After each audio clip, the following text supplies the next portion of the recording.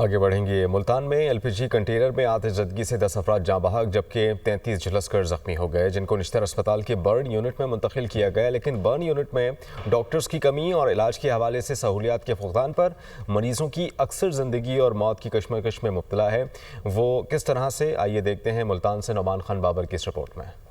मुल्तान के इलाके फहद टाउन में गैस कंटेनर में आतिशज़दगी से 10 अफराद जाँ बहक जबकि 33 अफराद झुलस कर जख्मी हो गए, जिनमें से बेशतर की हालत तशवीशनाक है। लेकिन बर्न यूनिट में प्लास्टिक सर्जरी के हवाले से कोई प्रोफेसर डॉक्टर ही तैनात नहीं, जिसकी वजह से मरीजों को जूनियर डॉक्टर्स के रहमो करम पर छोड़ दिया गया है, जिससे मुनासिब इलाज न होने पर लवाहिकीन ने एहतजाज भी किया और हुकूमत से बर्न यूनिट की सूरत हाल और सहूलियात के फुकदान का नोटिस लेने का मुतालबा किया। हर शाह खत्म थी गई है। 2 भाई, 2 भाभियां, 2 भतीजे वहाँ अस्पताल में पड़े, सारे जख्मी हुए, जले हुए हैं।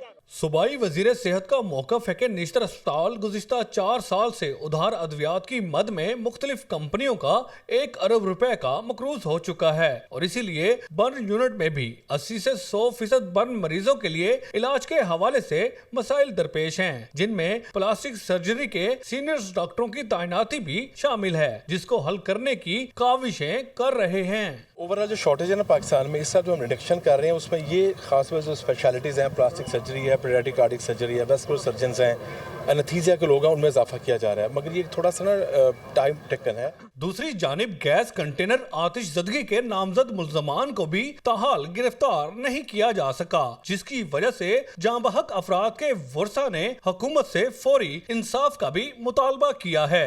बर्न यूनिट में सहूलियात के फुकदान पर मरीजों की मुश्किलात काफी हद तक बढ़ गई हैं, जिसकी वजह से लवाहिकीन परेशान हैं।